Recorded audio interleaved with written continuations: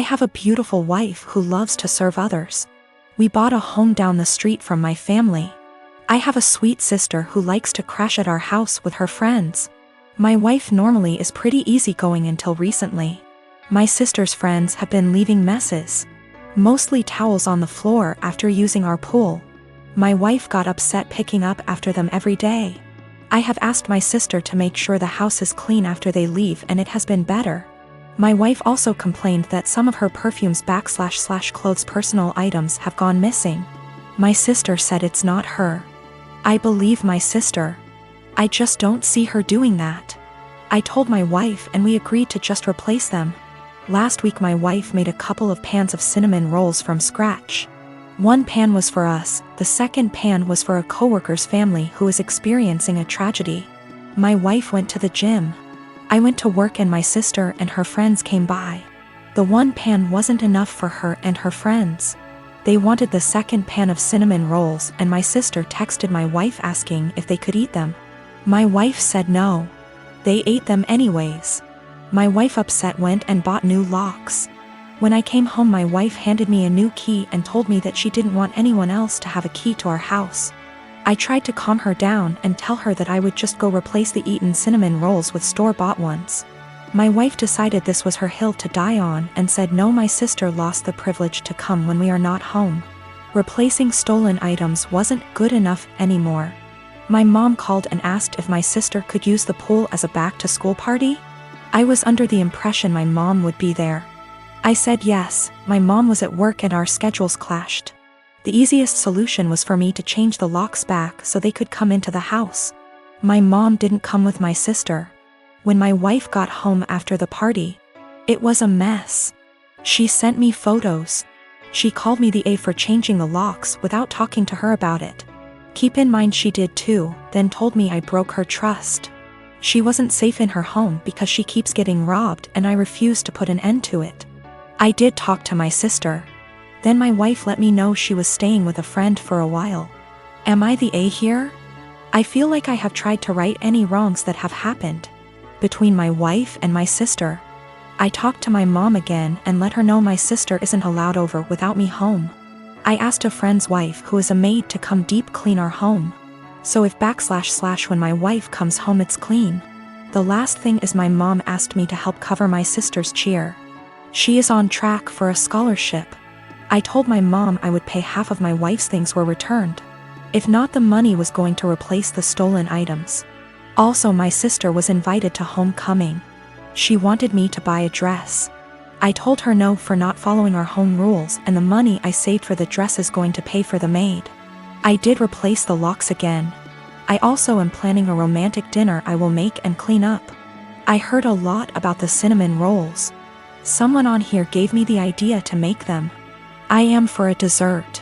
My sister had a bag of my wife's things. More than I thought was gone. Most items are in poor shape. The big thing is she had my wife's grandmother's ring I thought was in the safe. I had no idea it was gone. My sister said that she found it on my wife's nightstand during the party. She forgot she had it on when she left our home. The ring isn't valuable, it's just sentimental. I told my mom who the ring belonged to. My mom lost it. My sister is now grounded. My wife is coming home. I am staying at a friend's house until we can work some of this out.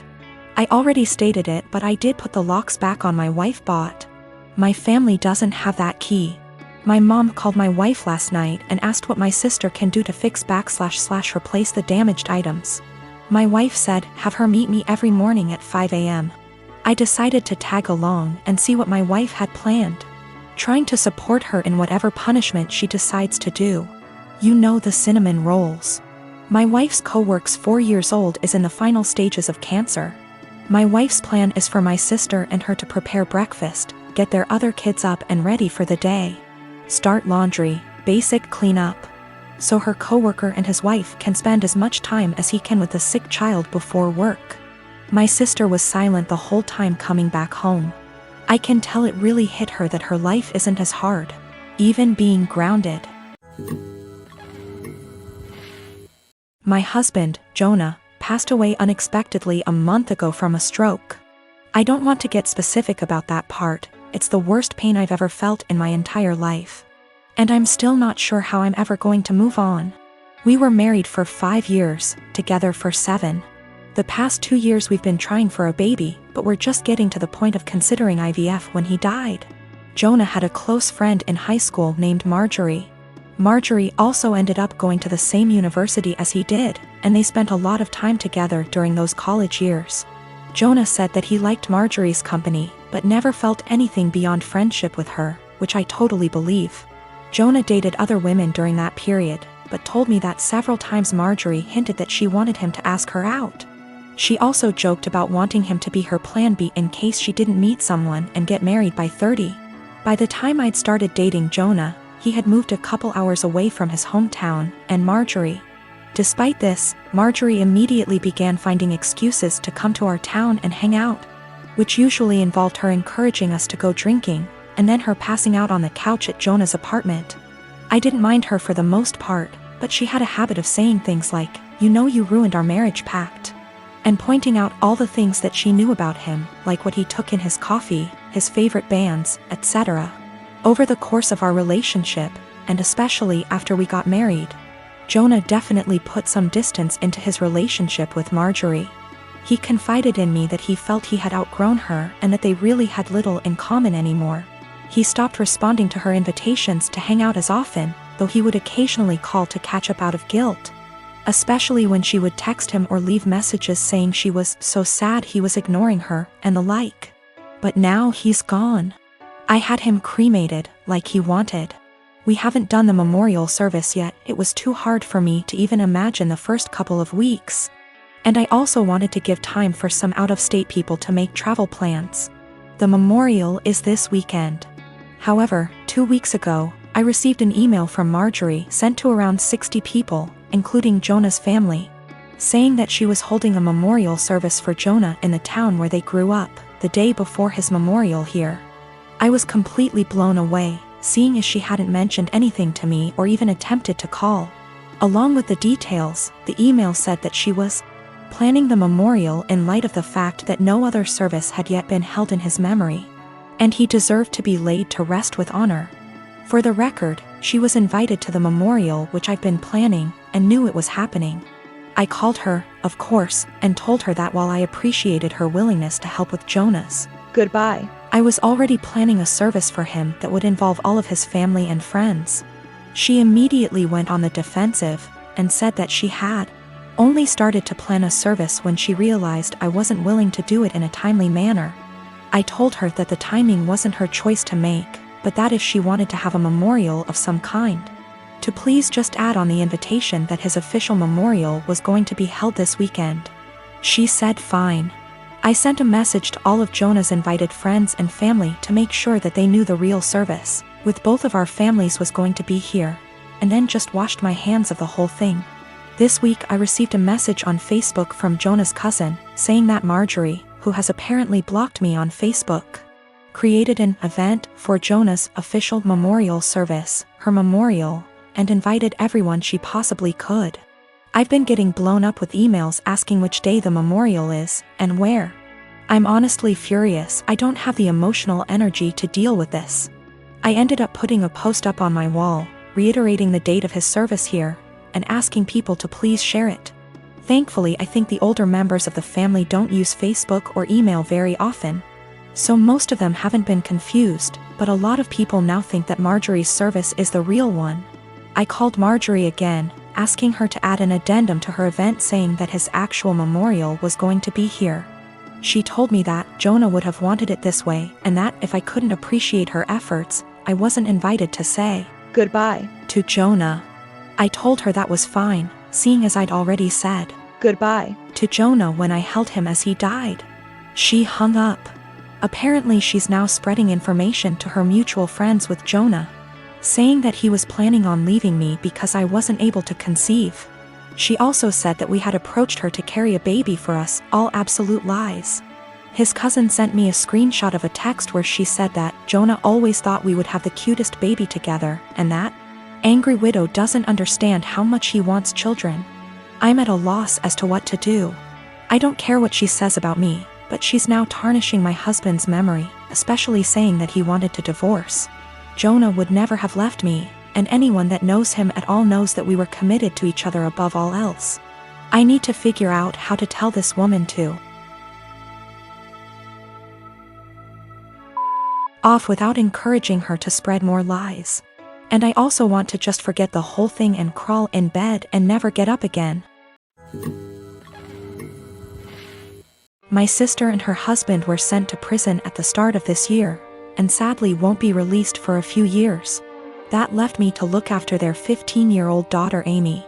I was perfectly happy to do this, but as most of their wealth was seized for being ill-gotten, it's meant that I've been having to care for her out of my own pocket. Once again, this doesn't bother me, but it's meant massive life changes for the kid. Firstly, they sent her to a private school. I can't afford anywhere near those fees, so I had to transfer her to a local school. She was upset at this at first, but she quickly made friends and is excelling academically, so this isn't a huge problem. She's been off school for the last few months anyway due to the situation. A bigger problem is clothing. Like my sister Amy loves fashion and designer stuff. She's still got a lot of stuff that her parents got her, but she's always on the lookout for new clothes. Unfortunately, I can't afford anywhere near the sort of stuff she likes. And I also have 2 children of my own whose clothing I have to pay for. I have told my sister this, but she insists I should make allowances because her daughter is going through a tough time. Amy also really doesn't get along with my daughter Hannah, who is 11. She bullies her, calls her stupid and ugly, tells her none of her friends really like her, etc. She has made her cry on many occasions and often continues to taunt Hannah while she cries. Yesterday I caught Amy trying to buy a dress costing over $1,000 with my card. I was fuming and had a long conversation with her. She cried and sobbed that she just wanted one nice thing. My sister called from the prison, and Amy cried over the phone that she hates here and I treat her unfairly. I spoke to my sister afterwards and she begged me to go easy on her daughter because she's still adjusting. I put food on this kid's plate. I buy her whatever clothes I can afford, even if they aren't to her taste. I take her to visit her parents as much as possible. They're held in different facilities. And I do all of that on top of working and looking after my own children. I told my sister that I was willing to look after her daughter for as long as she needs. But if anything like the card incident happens again, or if she continues to pick on my daughter, there will be serious consequences for her. My sister wanted to argue, but they get limited time on the prison phone. I think what I'm doing is right. I get that the kid is going through a tough time, and I'm doing everything I can to be there for her. But I can't just tolerate bad behavior or bullying, and I can't afford to pay for her expensive clothing. The fact that she's struggling to deal with what happened to her parents doesn't change that. I am a 28-year-old female. And I do babysitting on the weekends to make extra cash. There is one family I definitely should have phased out by now, but the kids are cute and if I don't have another job, it's easy money. My issue is, the mom is never home on time. She used to not give me return times, but finally I started asking as it made it impossible to get anything done on the weekends. I'd go babysit so she could go to brunch, but she'd be gone from 11 a.m. to 7 p.m. My whole day was gone. After that, she'd start giving me times but never stick to them.